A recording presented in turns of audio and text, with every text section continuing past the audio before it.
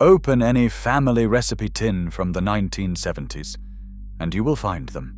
Cards stained with brown gravy, written in biro by your Nan, all built around the cheapest pound of mince the butcher could spare. Mince fed Britain through the 3-day week, the oil crisis, and a decade when every housewife knew how to stretch a single pound into 4 meals. But somewhere between the rise of the freezer aisle and the death of the high street butcher, these recipes vanished. Number 14 used to grace every dinner table in Glasgow. Number 7 was so common in 1976, the Ministry of Agriculture printed leaflets about it. And number 1, your Nan made it every Tuesday without fail. Hit subscribe before we begin. This might be the most British thing you will watch all week. Let us count down 25 forgotten British mince recipes that have completely disappeared. Savory mince on toast was the Wednesday tea that kept countless families going when the housekeeping ran thin. Housewives browned half a pound of mince in a heavy frying pan with chopped onion, crumbled in an OXO cube, added a slosh of Worcestershire sauce, and thickened the lot with a sprinkle of flour and a splash from the kettle. In 1972, a pound of mince cost around 25 pence, and the tin of OXO had been sitting in the cupboard since Easter. Ladled steaming over thick slices of buttered toast, ideally mother's pride white sliced, it was the supper that asked nothing of the cook and gave everything to the family. Children ate it after school in front of Crossroads, the brown gravy soaking through the bread until the plate had to be tipped to catch the last of it. Today, mince on toast sounds laughably plain. In 1975, it was Wednesday. Number 24. Mince and dumplings turned a thin pound of beef into a feast for 6 through the simple magic of Suet. Mince was browned and simmered with carrots, swede, and a generous spoonful of Marmite for depth, while housewives mixed self-raising flour with shredded Atora suet, a pinch of salt, and just enough cold water to bind. The dough was rolled into pale golf balls and dropped onto the bubbling mince 20 minutes before tea. The lid went on, the heat went down, and the kitchen filled with that particular smell of steaming suet that meant winter had truly arrived. Each dumpling swelled to twice its size, drinking in the gravy until the outside was glossy and the inside fluffy. By 1973, Atora was in nearly every British pantry, costing about 9 pence a packet. Slow cookers and ready meals killed it. The dumpling, once the cornerstone of midweek tea, has retreated to the gastropub menu. Number 23. Stuffed marrow was the dish that turned the gardener's embarrassing glut into the centerpiece of a Sunday tea. Anyone with an allotment in 1974 knew the panic of August, when marrows the size of small dogs piled up in the shed faster than they could be given to neighbors. The solution was always the same. Halve the marrow lengthways, scoop out the seeds, and fill the hollow with a mince mixture seasoned with sage, onion, and a handful of breadcrumbs to bind. The 2 halves were tied back together with string, set in a roasting tin with a cup of stock, and baked for an hour and a half. The flesh turned soft and almost translucent, the mince inside fragrant with herbs. Served in thick wheels with mashed potato, it fed 8 people for the price of a pound of mince and a vegetable nobody else wanted. The allotment is still there. The recipe is not.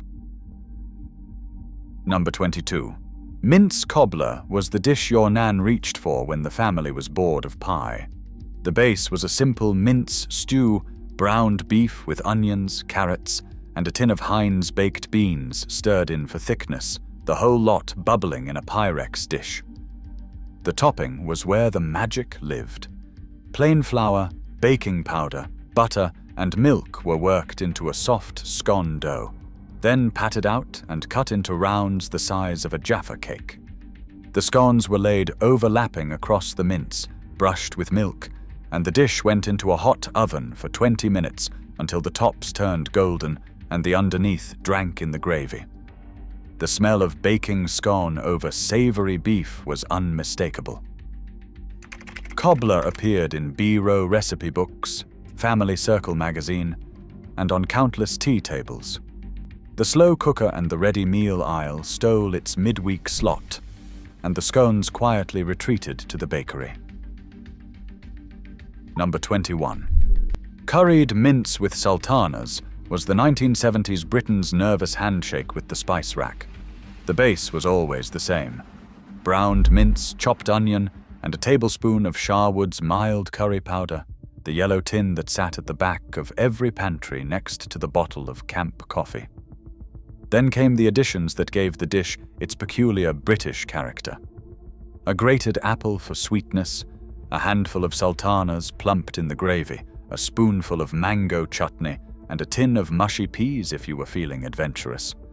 Served on a mound of long-grain rice with a dollop of Branston, it was exotic by Wolverhampton standards. By 1975, almost every Women's Institute pamphlet included a version. The arrival of proper takeaway curry in the late 1970s made it suddenly look quaint. Today, you would struggle to find anyone under 50 who has even tasted it. Mince stovies carried the working-class heart of Scotland into kitchens from Aberdeen to Dumfries. Housewives sliced potatoes thick, layered them with chopped onions, and seasoned mince in a heavy pan, poured in a ladle full of beef dripping and a splash of stock, then clamped the lid on and left it on the lowest possible flame for an hour and a half.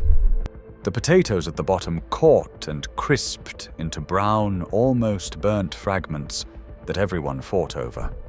The ones in the middle went soft and starchy, drinking in the gravy. The mince held it all together. In 1976, a pound of mince and a few King Edwards cost less than 50 pence and fed 5 mouths with leftovers for Tuesday. Stovies were Sunday's roast given a second life, a meal that smelled of home from the moment you opened the front door. The ready meal killed them in a single decade. Number 19. Faggots and peas anchored the Black Country tea table with a stubborn pride few other regional dishes could match. Butchers in Wolverhampton, Walsall and Dudley sold faggots wrapped in caul fat, a mixture of mince, pig's liver, breadcrumbs and onion, bound together and baked in a deep tray with rich brown onion gravy. Mr. Brains started commercial production in 1925, but every proper butcher had his own recipe, often guarded more closely than the family will.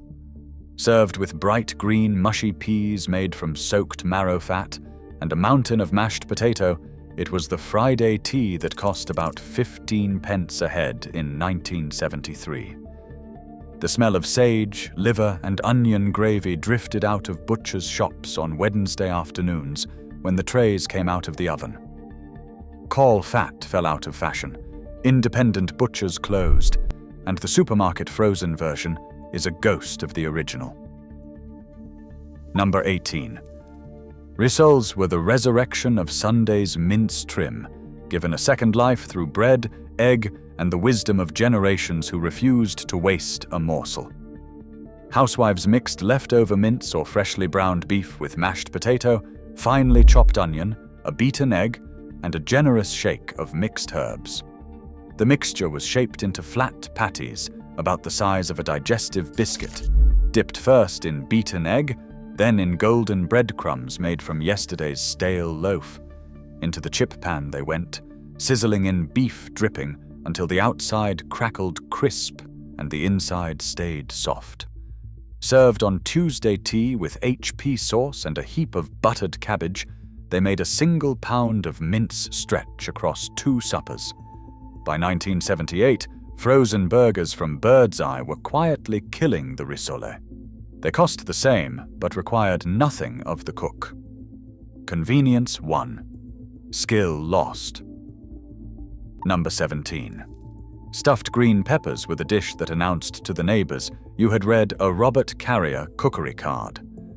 Bell peppers were rare and slightly suspicious in Britain in 1974, costing about 12 pence each at Sainsbury's, but adventurous cooks bought 4, sliced the tops off, scooped out the seeds, and stuffed the cavities with seasoned mince mixed with long grain rice, chopped tomato, and a sprinkle of mixed herbs. The lids went back on, the peppers stood upright in a roasting dish, and a tin of Heinz tomato soup was poured around them as a sauce. 40 minutes in the oven, and the peppers slumped into glossy parcels, the rice swollen, the mince fragrant. It was exotic, it was continental, it was cosmopolitan. The Italian and Mediterranean takeaway wave of the 80s made stuffed peppers feel suddenly amateurish, and they vanished from British home cooking almost without notice. Number 16. Mince and macaroni kept Scottish families fed when wages ran thin, but the appetite had not. The dish was deceptively simple. Half a pound of mince browned with onion and a crumbled oxo cube, half a tin of chopped tomatoes if available, simmered until thick, then stirred through a pan of cooked macaroni with a fistful of grated cheddar. Some called it Scottish bolognese, but that was being generous. It was its own thing, born of necessity in tenement kitchens from Govan to Gorbals. By 1975, mince and macaroni appeared on weekly menus from Aberdeen to Ayrshire, fed to children before they ran out to play, and packed into Tupperware for the next day's school dinner. The arrival of proper Italian pasta sauces in jars killed it almost overnight. Dolmio promised authenticity. Mince and macaroni had only ever promised to fill you up. Number 15. Mince hash was the Tuesday tea that turned Monday's mince into Wednesday's wages. Whatever was left from the cottage pie or the savory mince got chopped together with cold boiled potatoes, fried in a heavy pan with a knob of dripping, and pressed flat with the back of a spatula until the underside formed a dark, crisp crust. The whole lot was flipped, fried again, and served in great steaming wedges with a fried egg on top and a generous splat of brown sauce. It cost almost nothing, asked nothing of the cook beyond patience, and silenced even the hungriest child by 6 p.m. Hash appeared in every post-war British cookbook and stayed in fashion through the 70s. The principle was unimpeachable, nothing wasted, everything used. The deep freeze and the ready meal made leftovers obsolete. Today, hash is something you order at a brunch place for 14 quid. Number 14. Gallentine. Gallentine was the cold mince loaf that ruled the Glasgow tea table on Sundays from Easter to October. Housewives mixed minced beef with sausage meat, finely chopped bacon, breadcrumbs, beaten egg, and a generous pinch of mixed spice, packed the mixture tight into a loaf tin, and steamed it for 2 hours over a pan of simmering water. Once cooled, it was wrapped in greaseproof paper, weighted down with a pound of butter or a heavy book, and chilled overnight in the larder. Sliced thin and served with pickled beetroot, salad cream, and a heap of crisp lettuce, Gallentine was the centerpiece of countless Glaswegian high teas. In 1973, a butcher in Maryhill would sell the mince for 30 pence, and the recipe was tucked inside every B-row book. Supermarket sliced ham, uniform and convenient, made the slow ritual of Gallentine seem unnecessary. The skill faded, and with it, the loaf. Number 13. Mince and onion suet pudding crowned the British winter table with a heft no modern dish dares to match. Housewives lined a pudding basin with suet pastry made from self-raising flour, a Tora suet, salt, and ice-cold water rolled out 1 inch thick. The lining was filled with seasoned mince, chopped onion, a splash of stock, and a dash of Worcestershire, then capped with a lid of pastry, sealed with a flick of water, and tied up tight in a floured cloth. The whole thing was lowered into a pan of boiling water and steamed for 3 hours, the kitchen windows fogging by lunchtime, the smell of suet and beef permeating the soft furnishings. Turned out onto a warm plate, the pastry burst open to release a flood of glossy gravy. By 1979, almost no one under 30 had the patience. Steamed puddings died with the pudding basin. Number 12. Mince crumble was the cheeky sibling of the apple version, and for a decade in the 70s, it was on rotation in households from Plymouth to Pontefract. The base was savory mince, stewed with carrots, onions, and a tin of Heinz beans, ladled into a Pyrex dish while still bubbling. The topping was where it became interesting. It used plain flour, butter, grated cheddar, and a handful of rolled oats, rubbed together into crumbs and scattered over the top like a fruit crumble. 20 minutes in a hot oven turned the surface golden, the cheese melted in pockets through the oats, and the mince underneath bubbled, volcanic. The crunch of the crust against the soft gravy beneath was the whole point. By 1981, packet pasta bakes had stolen the slot, and the savory crumble retreated to mum blogs and nostalgia. Hardly anyone makes it now, which is genuinely a national tragedy. Mince and onion pie ruled the corner bakery from Lancashire down to the Black Country, and every family had their own version baked at home for tea on Wednesdays. Short crust pastry was rolled twice, once for the bottom, once for the lid, and a deep pie plate was lined with the lower disc. The filling was simple beyond measure: half a pound of mince browned with 2 large onions, a crumbled oxo cube, a spoonful of corn flour to thicken, and a generous grind of black pepper. The pastry lid went on, the edges were crimped with a fork, and a hole was poked in the top for steam. 40 minutes in a hot oven turned the crust dark gold, the filling thick and glossy beneath. In 1976, you could buy a slice at any market for 20 pence. Today, the proper homemade version is almost extinct, replaced by greasy supermarket imitations. Number 10. Savory mince roly-poly turned the pudding into a main course and the main course into a thing of joy. Housewives rolled out a sheet of suet pastry on a floured tea towel, spread it thickly with seasoned mince, chopped onion, and a generous spoonful of mustard, then rolled the whole thing into a tight cylinder. The roll was wrapped in greaseproof, then in a clean cloth, tied at both ends, and lowered into a long fish kettle of boiling water for 2 hours. Turned out and sliced into thick wheels, each cross-section revealed a perfect spiral of meat and pastry, like a savory Swiss roll. Served swimming in onion gravy with a heap of buttery mashed potato, it was the proper Yorkshire tea of the 70s. The pressure cooker killed the boiled pudding. The microwave finished it off. Today, the savory roly-poly survives only in faded recipe books and very old kitchens. Number 9.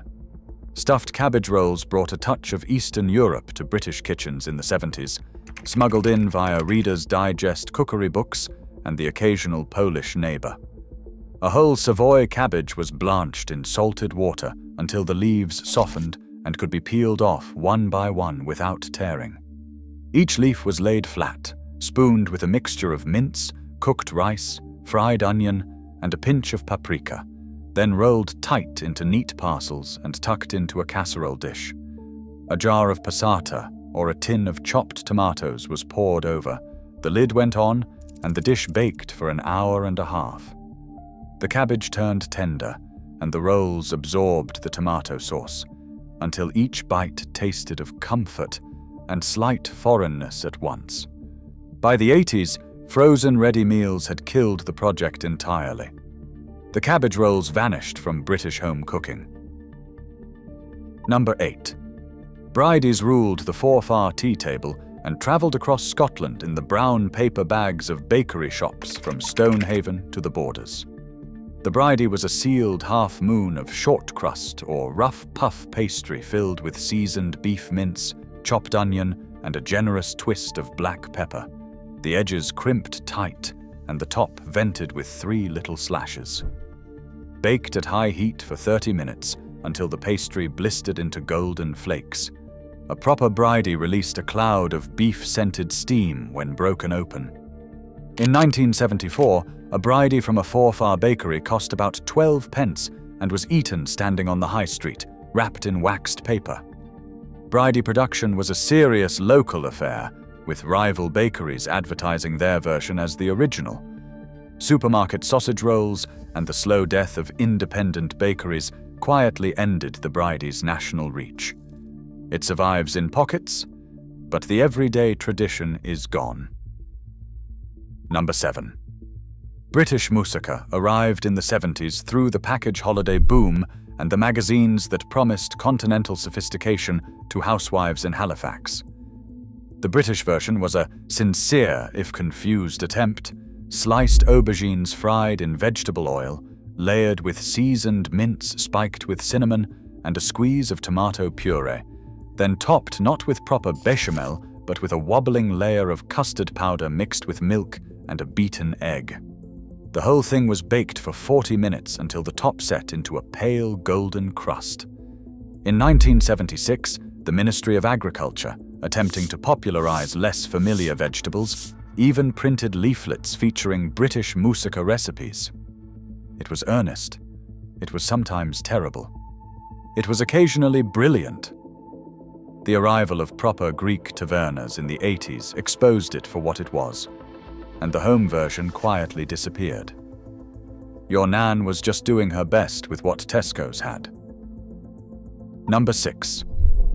Lasagna, the 1970s edition, was less a dish than a brave experiment performed weekly by housewives armed with a packet of dried lasagna sheets, a tin of Heinz tomato soup, and unflinching optimism. The mince was browned with onion and tipped into a Pyrex dish. Dried pasta sheets were laid directly on top without pre-cooking, because the box said so. A bechamel was attempted with flour, margarine, and milk, lumps and all, then poured over. A handful of cheap cheddar went on top, and the whole thing baked for an hour.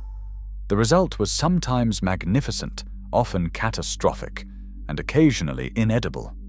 By 1978, every middle-class British dinner party included a lasagna and a bottle of Matthias Rose. The arrival of Italian delicatessens and proper imported parmesan made the original version look like the rough draft it always was.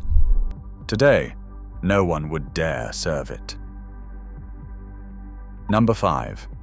Mince Wellington was the dish your aunt made when she wanted to impress her in-laws without spending Wellington money. The principle was simple: wrap a seasoned mince loaf in a pastry crust, glaze it gold, and serve it sliced, with the kind of ceremony usually reserved for beef fillet. Housewives mixed mince with sausage meat, breadcrumbs, finely chopped mushrooms, and a beaten egg, shaped the mixture into a long loaf, sealed it in puff pastry rolled out from a Just Roll packet, brushed it with egg yolk, and baked it until the pastry was deep amber. Sliced at the table with theatrical solemnity, it always drew a small round of applause.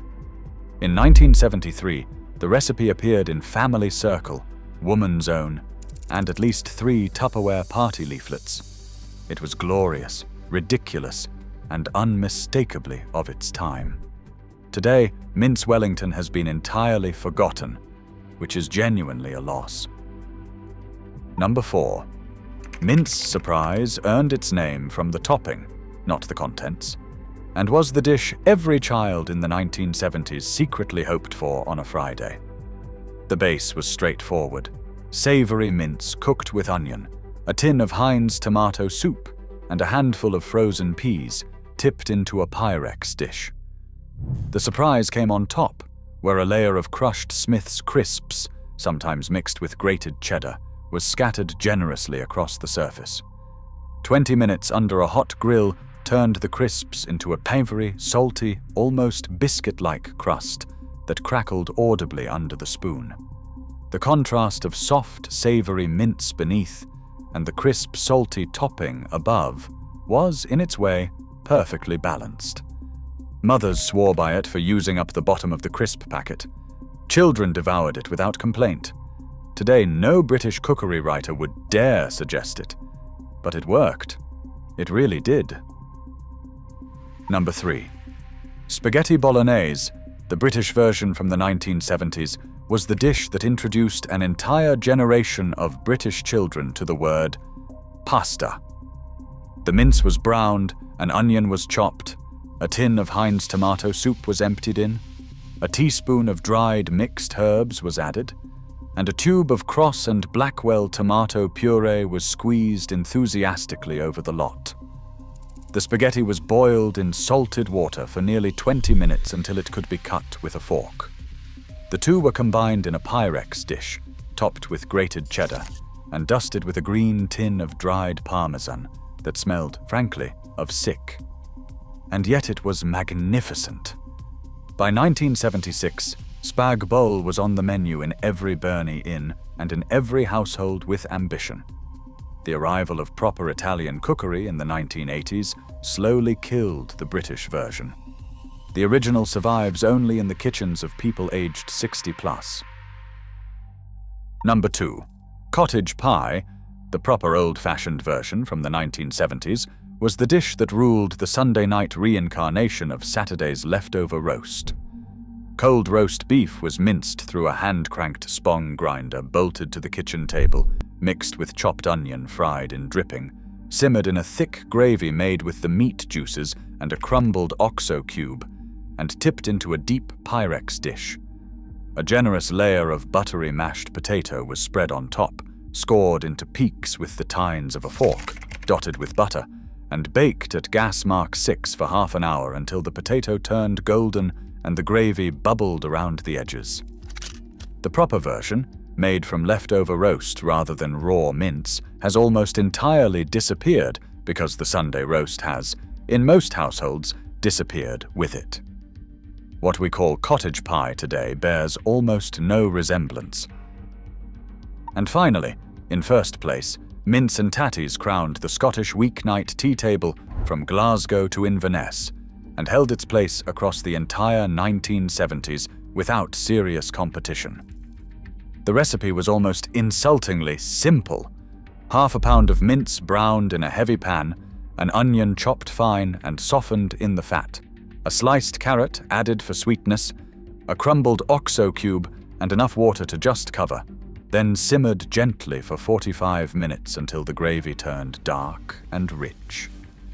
Served alongside a mountain of properly mashed tatties, buttered until glossy and seasoned generously, it was the meal that defined Scottish home cooking.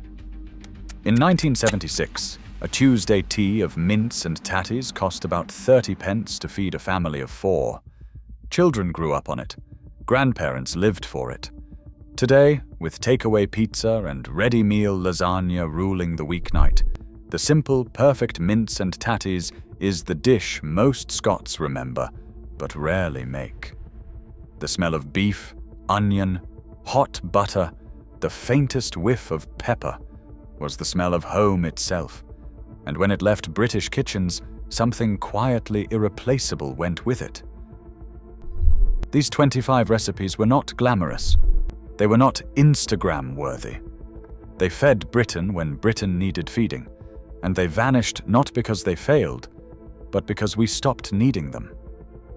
Tell me in the comments which one your Nan made, and which one you would cook tonight if you could. Because these dishes deserve to be remembered.